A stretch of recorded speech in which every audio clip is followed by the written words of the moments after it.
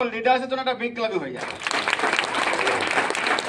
এবং যে দিনটা দেখার জন্য এত পরিশ্রম, এত স্ট্রাগল, এত হ্যাটা, এত যন্ত্রণা, বাট আজকে আমি একবার এই মঞ্চে প্রণাম করতে চাই যে এই মঞ্চ আমাকে দিয়েছে সর্বোচ্চ সম্মান।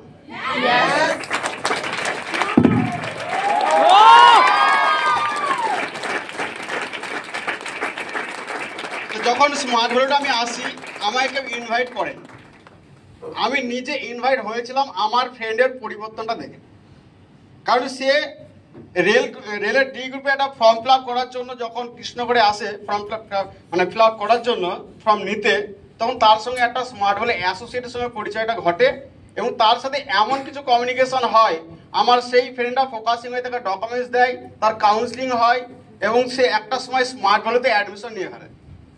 কিন্তু দুঃখের বিষয় এটা, যার সঙ্গে একই ঘরে আমি রাত কাটাতাম, কারণ সেই ফ্রেন্ডের দুটো বাড়ি, একটা বাড়িতে আমরা 3টে ফ্রেন্ড থাকতাম, বাট আমার পাশে শুয়ে থাকতো, তবুও আমি জানতেই পারিনি ও কবে কার স্ট্রেঞ্জার হয়ে গেছে এবং সে কবে ইনভাইটেড হয়ে সে সাবজেক্ট দেখে ডিডি অন্তত কমপ্লিট করে ফেলেছে। হঠাৎ করে আমাকে একদিনকে বলে যে চল একটা ড্রেস বানাতে দেবো। তার ড্রেসটা যখন বানাতে যায় আমি সঙ্গে গিয়েছিলাম, ড্রেস বানানো হয়ে গেলো, ট্রেনিংটা শুরু হয়ে গেল।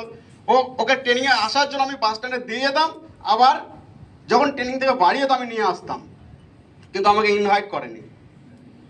তার আপলাইন এমন করে টেকারটা দিয়েছিল, সে আমাকে ইনভাইট করেনি। লাস্ট যখন ও একটা রিলেটিভকে ইনভাইটেশনটা করে ফর্ম ফিল আপ করতে, আবার আমি সঙ্গে গেছিলাম, আর তখন আমাকে ইনভাইট করেনি। বাট যখন ফর্মটা ফিল আপ করে আমাদের অনুপ স্যারের বাড়ির কাছে যে একটা নদী আছে, নদীটা পাড়ে যখন আসি, তখন আমি বললাম আমার জন্য একটা ফর্ম পাওয়া যাবে না? তখন আমাকে বলে তোর কি দরকার? আমি তোকে এবার জলেই ফেলে দেবো, কারণ আমার দরকার মানে তোর এত সুন্দর পরিবর্তন, আর আমি কি এরকম নর্মাল থেকে যাবো নাকি? তাই আমারও দরকার। তো আমাকে ফর্মটা এনে দেয়, সাবমিট করি। সাবমিট করার পর আমার বিথোতে কাউন্সিলিংটা হয়েছিল, আর কাউন্সিলিংটা এমন একজন পার্সন করেছিল যে পার্সন আমার সাইডে দাঁড়িয়ে আছে, মিস্টার টোটন সরকার স্যারের জন্য বিগ ক্লাস হয়ে। সেই স্মার্ট ভ্যালুতে যখন খুব কষ্টের মধ্যে টাকাটা বাবা ধার বাকি করে এনে আমাকে দেয়, তখন একটা সিদ্ধান্ত নিয়েছিলাম যে কষ্ট করে টাকাটা কিভাবে বাবা ম্যানেজ করলো সেটা আমি দেখলাম চোখের সামনে, তবে এই টাকাটাকে আমি ব্যর্থ হতে দেবো না। ক্লিয়ার? তো সে জার্নিটা স্টার্ট করার আগে একটা ঘটনা আছে, সেটা হচ্ছে আমি কিন্তু বেসিক ট্রেনিং শুরু হওয়ার আগে ইনভাইটেশন কাজটা শুরু করেছিলাম। কারণ আমি ফিল করেছিলাম স্মার্ট ভ্যালুটা একটা পবিত্র প্ল্যাটফর্ম। সেই সময় স্মার্ট নাম তো শুনিনি, এই প্ল্যাটফর্ম শুনেছিলাম। এই প্ল্যাটফর্মটা সকল বন্ধুদের দরকার। আমি আমার আপলাইনকে সারপ্রাইজ দেওয়ার জন্য 16টা ফ্রেন্ডকে ইনভাইট করি, 16টা ফ্রেন্ডই ডকুমেন্টস দেয়, কিন্তু দুঃখের বিষয় একজনও কাউন্সিলিং আসেনি। তখন একটু মনটা খারাপ হয়ে যাওয়ারই কথা, কিন্তু আমি হো করে হেসেছিলাম, এরা কি পাগল, এরা কি বোকা, এরা জানলোই না কত বড় মূল্যবান প্ল্যাটফর্ম হারিয়ে ফেললো। ক্লিয়ার?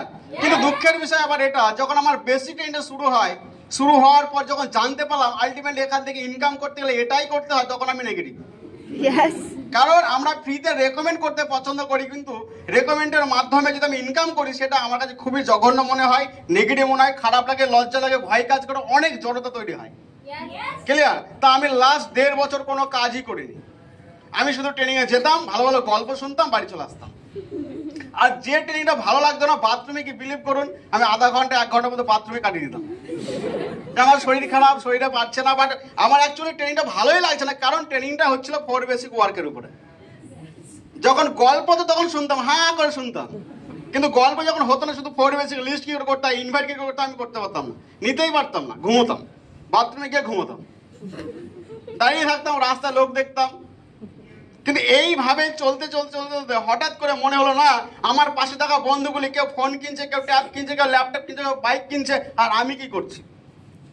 প্রথমে আমার ফ্যামিলি চাপ দিয়ে আমাকে ট্রেনিংয়ে পাঠাতো, তারপরে আমি যখন মাইন্ড সেট আপ করলাম যে আমি বিজনেসটা করবো, তখন ফ্যামিলি বলছে না যাওয়া হবে, তো 1.5 বছর হয়ে গেছে, কি করলে একদিনে। ক্লিয়ার? তো এই চাপ প্রেশার নিয়ে হঠাৎ করে মাইন্ড সেট হলো না বিজনেস তো করতে হবে, কারণ স্মার্ট ভ্যালু সফটওয়্যার ইনস্টল হয়ে গেছে, আর কিছু করা যাবে না। তা বিজনেস করার জন্য আমার বাড়িঘর ছেড়ে আমি চলে গেলাম মেদিনীপুরে, ওখান থেকে চলে গেল রায়গঞ্জ। এই করতে করতে আমার কোনো কাজই হয়নি, নিজে এসটিপি করেছি, কাজ হয়নি।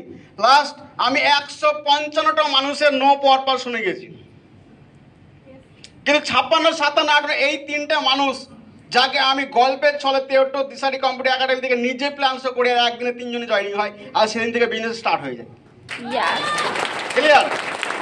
সবাই লাইফে 1,500 টাকার চেকটা আসে, কিন্তু বুকে হাত দিয়ে বলছে আমার 1,500 টাকার চেক আসেনি। আমার ফার্স্ট চেক এসেছিল 25,000 টাকার, হয়ে গেল। আর সেই টাকা দিয়ে কিন্তু আমি প্রথমে নিজের অ্যাচিভমেন্ট করেছি এটা নয়, কারণ সেই সময়টা চলছিল কোভিড-19, আর সেই সময় ফার্স্ট চেকের টাকা দিয়ে আর ক্লাবের কিছু ছেলেমেয়ের টাকা দিয়ে একসঙ্গে আমরা মানুষের দাঁড়িয়ে খাবার পৌঁছে দিয়েছিলাম। এটাই স্মার্ট ভ্যালু। কারণ যা কিছু হয় স্মার্ট ভ্যালুতে মিরাক্কেল ঘটনার জন্য হয়। তা যে যত ব্যাকে যাবে সে তত জ্যাম কিন্তু সেই লেভেলেরই করবে।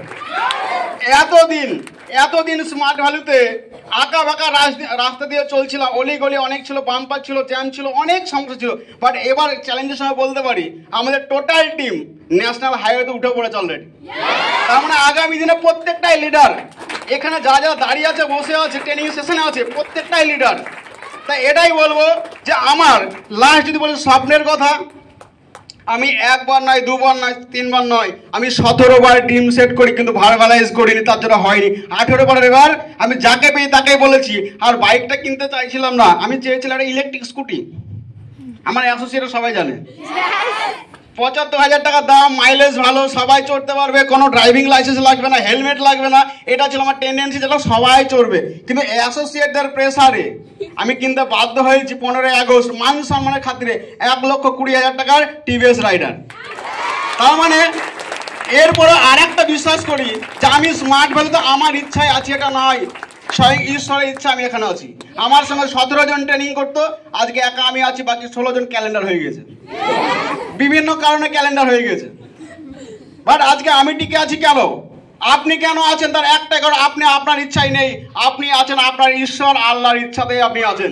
আজকের ডেটে অনেকে মাটি চাপা পড়ছে, আগুনে পুরো ছাই হচ্ছে, কিন্তু আপনি জীবিত আছেন বিকজ অফ স্মার্ট ভ্যালু, এবং উপরওয়ালা গড আপনাকে দিয়ে মিরাক্কেল ঘটাতেই চাইছে, হ্যাঁ কি না? তাই এটাই বলবো যে স্মার্ট ভ্যালুতেই সম্মান একমাত্র দেয়। ভাই বোন প্রত্যেককে সম্মানিত করতে পারে একমাত্র স্মার্ট ভ্যালু। লোকে বলছে তুই 1,20,000 টাকা দিয়ে রাইডার বাইক কিনে, তাতে কি এমন হয়েছে? আমি কিছুই হয়নি, এ তো কিছুই না, এটা তো আমি অ্যাচিভমেন্টের মধ্যে ধরি না। আর স্মার্ট ভ্যালু লিডাররা এটাকে কোনো কথাতেই আসবে না, হ্যাঁ কি না? কিন্তু একটা কথা বলতে পারি, স্মার্ট ভ্যালু শুধু একটা অ্যাচিভমেন্ট নয়, অ্যাচিভমেন্টের সাথে সাথে হাজারো একটা মানুষ স্বপ্ন দেখতে শুরু করে। Yes or no? আজকে দাদার হয়েছে মানে আমাদেরও হবে। Yes or no? দাদা কোথা থেকে করেছে? স্মার্ট ভ্যালু থেকে করেছে। Yes or no? তার মানে আমিও সেম প্ল্যাটফর্মে আছি। দাদা যদি 4 চাকা হয়, আমি চ্যালেঞ্জের সঙ্গে বলছি আগামী 1 বছরের মধ্যে আমি বেঁচে যদি থাকি 4 চাকা অবশ্যই হবে, অবশ্যই 4 চাকা হবে। শুধু আমার একা নয়, এখানে প্রত্যেকের হবে।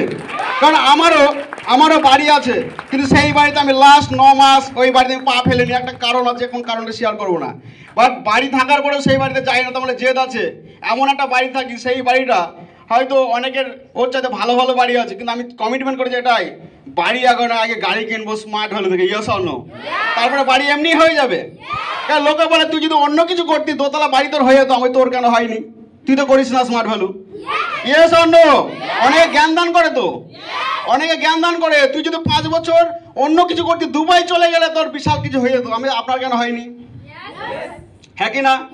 আপনার 1 লক্ষ টাকা ব্যাংকে আছে, আমার বাবা 30 বছর কাজ করার পরে 1 লক্ষ টাকা ব্যাংকে আছে। কেউ বুকে হাত দিয়ে বলতে পারবে যে আমার বাবার ব্যাংক অ্যাকাউন্টে 1 লক্ষ টাকা আছে নিজের? কেউ বলতে পারবে? নেই। কিন্তু আমি চ্যালেঞ্জের সঙ্গে বলতে পারি আমার স্মার্ট ভ্যালু যা দিয়েছে অনেক আছে।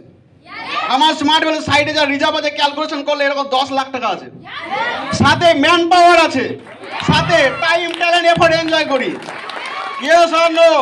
সাথে স্মার্ট ভ্যালুর এক্সপিরিয়েন্স আছে, সাথে আমার কাছে গড গিফট প্ল্যাটফর্ম আছে। বাট আমার যে ফ্রেন্ডটা নেগেটিভ, তার কাছে কি আছে? সে যে কাজটা করে আমি হামেশাই সে কাজ করতে পারি। আপনিও পারেন। একটা ডে লেবারের কাজ করে এমন কিছু কঠিন ব্যাপার?